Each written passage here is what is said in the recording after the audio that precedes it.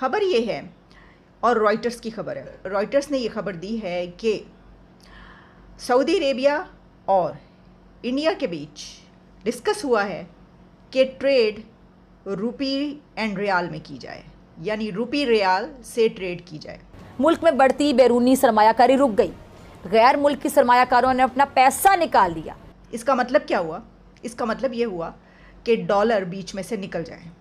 ये मैं बता दूं आपको, डॉलर की कदर में इजाफा मुल्क के लिए बहुत ही ज्यादा नुकसानदेह साबित हो सकता है। पाँव पड़ने, माफी मांगने, फोन उठा लिया, बोला हाँ बेटा बोलो क्या मसला है, बोला थोड़े से नोटू चाहिए। और ये एक शर्मनाक एक वाकया है कि ना आपके पास खाने को कुछ है, ना बचाने को कुछ है, आप उजड़ चुके हैं। जिसके मुताबिक अब इन दोनों कंट्रीज के दरमियान ट्रेड रुपी रियाल में की जाएगी। और उनके साथ ब्रिक्स का इजलास भी हो रहा है और क्वाड का भी हो रहा है, वज़राए खारजा का। FATF के पीछे इतना डिस्को डांस हुआ है इस मुल्क के अंदर, यकीन करो जितना अंजुमन ने पंजाबी फिल्मों में डांस नहीं किया। ये एक ऐसा आप समझ लें कि गेम चेंजर इसको कहा जा रहा है। कोई भी कंट्री जब ये स्टार्ट करेगा या अगर ऐसा सोच लेगा तो वो उसके लिए गेम चेंजर साबित होगा, और उसने अपने रुपये को इतना स्ट्रेंथ की जाए। इसका मतलब क्या हुआ? इसका मतलब ये हुआ कि डॉलर बीच में से निकल जाए। तो सऊदी अरेबिया, जो कि जिसे हम ये कहते हैं कि हमारा बहुत स्ट्रॉन्ग अलाय है, क्या हमने कभी सऊदी अरेबिया से ये बात की?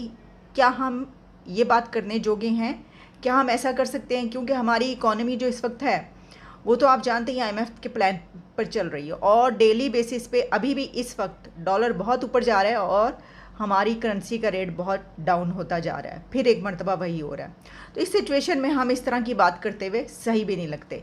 लेकिन इस खबर की डिटेल्स क्या आपके सामने रखे देती हूँ। खबर की डिटेल्स ये हैं कि इंडिया के मिनिस्टर पीयूष गोयल वहाँ पर गए हुए हैं और उनका 3 डे विज़िट था।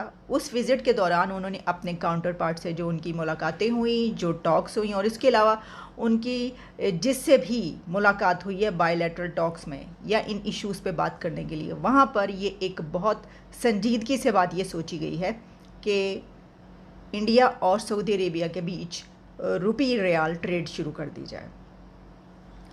ये एक ऐसा आप समझ लें कि गेम चेंजर इसको कहा जा रहा है। कोई भी कंट्री जब ये स्टार्ट करेगा या अगर ऐसा सोच लेगा तो वो उसके लिए गेम चेंजर साबित होगा, और उसने अपने रुपये को इतना स्ट्रेंथन कर लिया, या अपने जो भी उसकी करेंसी है उसने उसको इतना स्ट्रेंथन कर लिया। तो यही वजह मैंने कही कि ये काम सिर्फ ये डिस्कस करना या ये करने के मुतालिक प्लान बनाना ये वही कंट्रीज़ कर सकते हैं जो अपनी पॉलिसीज़ में इंडिपेंडेंट हो।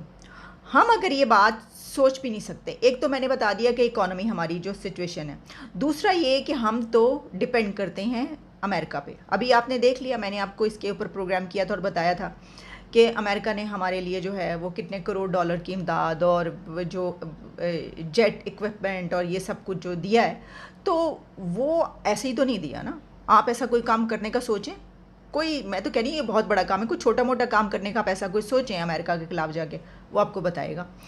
तो अच्छा, इस बारे में अब अगर ये कहा जाए कि इमरान खान जो बात करते हैं ये वाली कि जी हम गुलाम हैं, तो वो उनका एक हिस्सा ठीक है, सब नहीं। यानी जब वो ये कहते हैं कि साजिश हुई तो वो तो बिल्कुल गलत है और बिल्कुल एक जोक है। लेकिन जब वो ये कहते हैं कि हम डिपेंड करते हैं तो सही कहते हैं। अच्छा, इसमें आप ये बात याद रखिएगा कि इंडिया और सऊदी अरेबिया की ट्रेड कोई छोटी मोटी ट्रेड नहीं है, बहुत बड़े पैमाने पर ट्रेड होती है। और इसके अलावा सऊदी अरेबिया ने बिलियंस ऑफ डॉलर्स की वहाँ पर इन्वेस्टमेंट्स कर रखी हैं, और इसके अलावा इंडिया के लिए तेल, गैस, ऑयल, इसका जो सबसे बड़ा सप्लायर है वो भी सऊदी अरेबिया है। ये एक कंट्री नहीं सोच रहा, ये दुनिया के कई एक कंट्रीज़ इस वक्त ऐसे सोचते हुए नज़र आ रहे हैं। उसकी वजह क्या है? उसकी वजह है यूक्रेन वॉर। जब यूक्रेन वॉर स्टार्ट हुई और उसके बाद रशिया पर अमेरिका की तरफ से पाबंदियाँ लगाई गई, उनके बैंक्स बंद कर दिए गए, यानी बैंकिंग सिस्टम जो उनका था उनको बड़ा मुश्किल का सामना करना पड़ा, उनके अकाउंट्स फ्रीज़ कर दिए गए। जो प्रेसिडेंट पुतिन और उनके घर वाले हैं ख़ानदान, उनके अपने बाकायदा पर्सनल अकाउंट्स भी फ्रीज़ हुए और अथॉरिटीज़ के। तो उस सिचुएशन में सबको ये पता चल गया कि अगर कोई ऐसी लड़ाई लड़ रही होगा कोई कि जिस पे अमेरिका के आप ख़िलाफ़ होंगे या अमेरिका की तरफ नहीं होंगे, तो डॉलर में आपको मुश्किल पेश आ सकती है। तो फिर रशिया जैसे हालात जो हो सकते हैं। अच्छा, इस सिचुएशन में इस वक्त तो रशिया बड़ा अच्छा जा रहा है, यानी ये कि रशिया को तो फ़ायदा हुआ क्योंकि उसने कहा अच्छा उसके पास देखिए ताकत है। आपके पास कोई ना कोई ताकत होना ज़रूरी है ना, सऊदी अरेबिया और इंडिया। और आप चाइना में ले लीजिए, जिस तरह मैंने आपको बताया चाइना ने पहले ऐसा किया है कि डॉलर को छोड़ के, लेकिन बहुत स्मॉल अमाउंट में आप कह सकते हैं। पाकिस्तान जो है वो इनके बीच में रहते हुए भी ऐसा नहीं कर सकता, उसके लिए आपको थोड़ा सा अपने पांव पर खड़ा होना होगा। सऊदी अरेबिया और इंडिया के दरमियान एक बहुत बड़ा मुआहिदा तय पाया है, जिसके मुताबिक अब इन दोनों कंट्रीज़ के दरमियान ट्रेड रुपी रियाल में की जाएगी। अगर इससे पहले की बात की जाए तो सऊदी अरेबिया का चाइना से भी मुआहिदा हुआ था, लेकिन वो इतना कामयाब नहीं रहा। बेसिकली ये मुआहिदा इसलिए हुआ है ताकि सऊदी अरेबिया और इंडिया की जानिब से यूएसए को ये बताया जाए कि डॉलर को कभी भी रिप्लेस किया जा सकता है। जिस तरह से हमें इस वक्त बड़े बड़े कामों में इंडिया नज़र आ रहा है, इंडिया की जानिब से इनिशिएटिव्स लिए जा रहे हैं, यूएस को अब ठप्पा लगने वाला है, उस बारे में हमारी आवाम क्या कहेगी। और अगर इसका कंपैरिजन हम पाकिस्तान से करें तो पाकिस्तान की जानिब से अभी इस वक्त कोई इनिशिएटिव हमें देखने को नहीं मिल रहा है। और रिसेंटली अभी चाइना ने हमें कहा था कि ट्रेड आप हमारी करेंसी में करो। जिस तरीके से पाकिस्तान को डिग्रेड किया जा रहा है और इंडिया डे बाय डे ऊपर आ रहा है और अब यूएस के डॉलर को भी रिप्लेस करने का सोच रहा है। वैसे इस बारे में मैं यही कहना चाहूँगा कि देखें, इंडिया और हम एक साथ आज़ाद हुए थे, लेकिन आज वक्त ये है कि उनकी इकोनॉमी हमसे कहीं ज़्यादा ऊपर चली गई है।